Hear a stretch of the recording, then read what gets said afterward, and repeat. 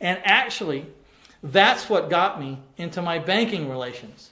You see, one time I was going into my bank to get some credit card advances. I didn't know it, but the CEO of that bank was my high school quarterback, my old high school quarterback. It had been 25 years since I'd seen him. I had no idea. So I was going to get these cards, this money off my credit cards, and the teller there said that I needed to come back to the back and walk on the carpet because the CEO of the bank wanted to talk to me. I didn't know who the CEO of the bank was, but I said yes.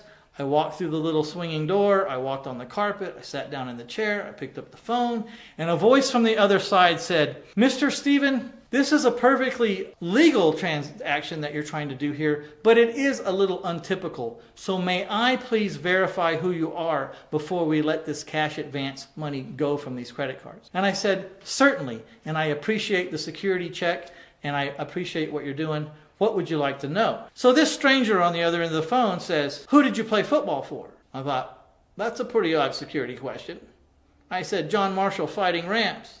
He said, "What position did you play?" I said, "I was the best tailback they ever had." He said, now I'm laughing because I don't know who this is, but obviously this is not a regular security check. And I'm laughing, and he goes, "Who was the best quarterback they ever had?" And I looked at the phone and I said, "Steve, who the heck made you CEO of a bank?"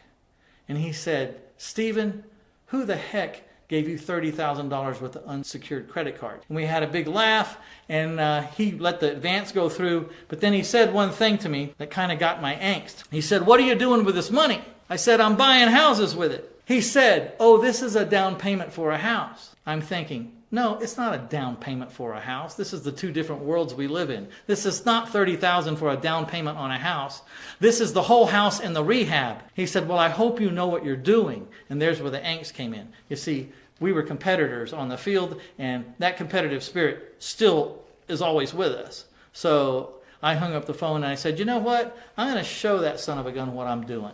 So I went to the office and I told the secretaries, I said, "Every time I buy a house, I want you to get a copy of the HUD. I want you to circle the purchase price at the bottom in red, and I want you to write in red at the top, acquisition. And then when I sell a house, I want you to get the HUD from the sale, and I want you to circle the sales price in green, and I want you to write in green, sale. And then I want you to staple them together. I want you to put them in an envelope, and I want you to send them to the closest IBC bank and say, 'Attention, Steve,' and if he's the CEO down there, he'll get it." And that's what they did, about 18 houses in 1 month. They did that. So Steve was seeing these $20,000 purchase prices and these $60,000 sales prices.